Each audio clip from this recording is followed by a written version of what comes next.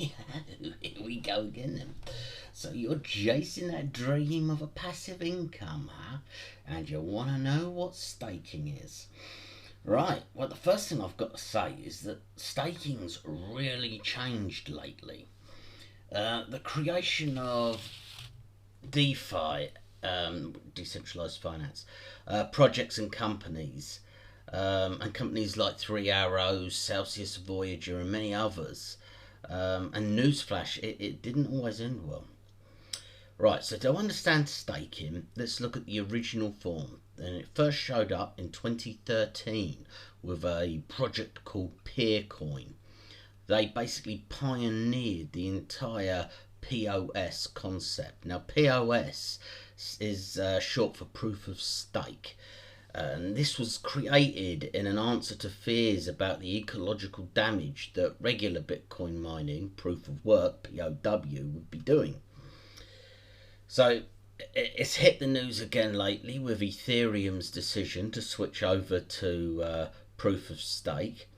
And thus, it kind of proves that the Ethereum bulls, they're not essentially modern or forward thinking in this. They're actually 9 years out of date.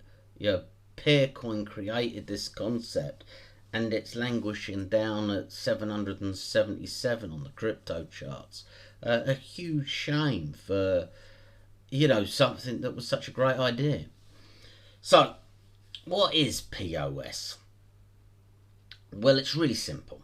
It basically does the jobs that mining does, but instead of complicated maths, all you needed to do was hold your crypto in a wallet. Okay, this was not always the case, but the idea is always essentially the same. And originally these wallets were required to be online with staking enabled 24 hours a day.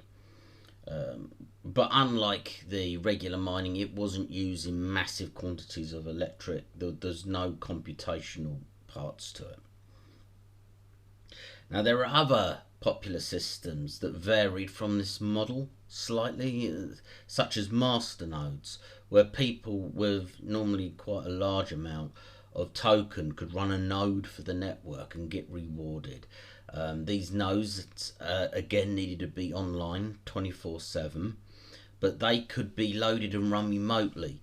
That meant that most people used to use hosting services where they would set up their node and then allocate the funds without actually handing over any keys, so it was secure. Then there was a system that let you stake one token and you could receive a different token. An example of this is Neo. If you used any of their wallets, they didn't need to be online at all, and you would earn gas for holding Neo. There's also a more modern system where you sort of have a lead staker and people can delegate their funds to that lead staker.